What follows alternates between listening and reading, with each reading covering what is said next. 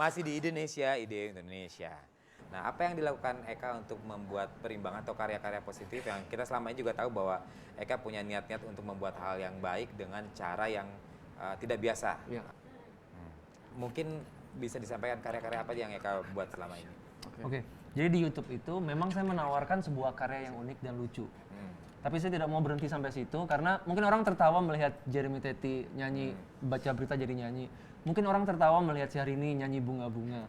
Tapi saya ingin menambahkan hal-hal positif yang kira-kira seperti kata Mas Denny tadi bisa membuat kehidupan teman-teman lebih bermakna ketika melihat video saya.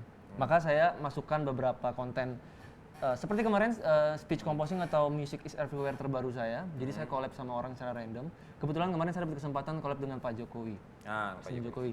Nah, beliau menyampaikan hal-hal yang baik untuk kita sebagai content creator Indonesia bahwa kita harus bikin karya yang bisa membawa optimisme. Bukan dengan bahasa-bahasa yang kasar. Saya sampaikan itu lewat video, saya sampaikan dalam bentuk speech composing. Begitu juga tentang tayangan-tayangan anak Indonesia yang sudah mulai berkurang, saya sampaikan lewat sebuah musikal di YouTube saya. Jadi tanggung jawab kita lah sebagai content creator yang menyediakan karya-karya yang bagus. Gitu. Memang juga tanggung jawab teman-teman yang nonton untuk memilih juga. Tapi ketika kita dapat tanggung jawab sebagai content creator, ya alangkah baiknya kita memanfaatkan itu dengan membuat karya yang memang positif. Jadi kemarin kalau nggak salah ada sebuah kesempatan yang Pak Jokowi mengundang para kreator-kreator, waktu itu. Termasuk juga Eka ada di situ. Yes. Nah kalau Andi ada nggak misalnya secara khusus saya punya cita-cita dan saya sekarang sedang membuat ini agar bisa ditangkap secara positif oleh masyarakat Indonesia. Sebenarnya kita lebih mau memperkenalkan aja makanan Indonesia sih. Terus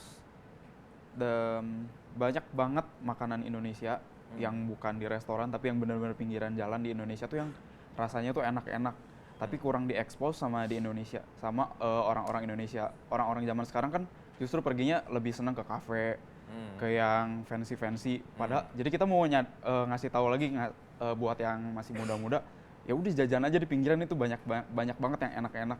Jangan lupa sama makanan-makanan Indonesia yang unik-unik juga sebenarnya. Lalu Andi, punya nggak gimmick-gimmick khusus di karyanya Andi tersebut? Misalnya kan kalau misalnya Pak Bondan itu kan kalau menilai ini maknyus gitu.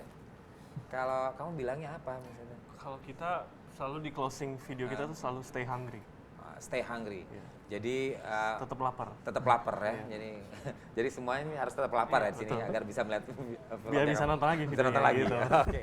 Terakhir sepengetahuan Dennis, berapa banyak orang ya, yang secara berhasil istilahnya viral membentuk sesuatu komunitas dan kekuatan tertentu. Artinya yang paling banyak tuh misalnya dari komedian, dari musician atau dari yang tempat masak.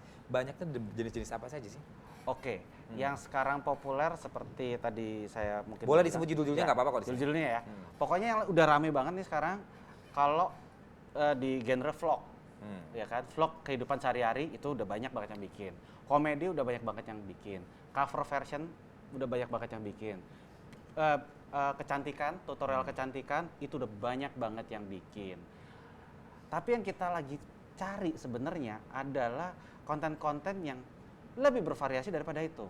Dan kalau bisa mengetengahkan kelokalan Kearifan kita, lokal ya. gitu, kearifan lokal gitu.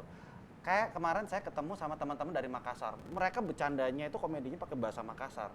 Tapi followernya banyak. Saking banyaknya mereka sudah bikin film sendiri. Tayangnya di mana? Ya di Makassar. Apakah laris? Laris. Luar biasa ya.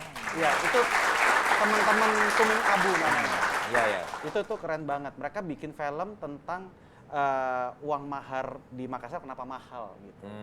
Nah, itu salah satu contohnya. Ada juga yang bikin film silat. Film silat dari teman-teman YouTuber di Singkawang. Gitu. Dengan bahasa apa? Dengan bahasa lokalnya mereka juga. Ya. Jadi kita tuh butuh banget konten-konten yang memang mengetengahkan kelokalan kita. Ingat, kita tuh jangan sampai Bhinneka Tunggal Ika itu berhenti pada slogan saja, please. Tunjukin di karya kalian. Wah. Kalau dari Eka, ke depan apa yang akan Eka buat? Yang pasti saya akan lebih banyak lagi bikin karya-karya seperti yang tadi Mas Denis bilang, karya-karya yang membawa orang semakin cinta dengan Indonesia. Meskipun kita adaptasi teknologi dari luar, Iya. tapi ada baiknya kita memanfaatkan itu ya untuk memang orang kenal Indonesia. Kan saya ada beberapa acara baru di YouTube saya, segmennya di mana segmen itu saya travel dan saya buat musik di tempat daerah saya pergi. Musiknya dengan random ya, bukan alat musik, malah dengan suara-suara Suara yang di asli daerah sana, ini. ya. Jadi memperkenalkan bahwa Indonesia punya suara-suara yang menarik. Wah, luar biasa nih. Kalau Andi dan Samuel ke depannya akan membuat apa lagi nih? Kedepannya kita pengen lebih ekspor ke daerah-daerah yang benar-benar orang nggak pernah gitu, kita ke situ terus kita cobain makanan daerah, makanan sukunya, makanan apanya. Oh iya, Terus kita tahu kalau ya emang banyak banget variasi dari Indonesia tuh, makanan yang beragam, jadi nggak hanya dari luar, tapi kita makanan yang di lokal tuh kita manfaatkan. Oke, terima kasih buat teman-teman kreatif, buat Denis, Eka, Andi, dan Samuel. Jangan berhenti berkarya buat Indonesia. Dan pemirsa, akhirnya saya Yofi Widianto undur diri. Cinta budaya, cinta Indonesia.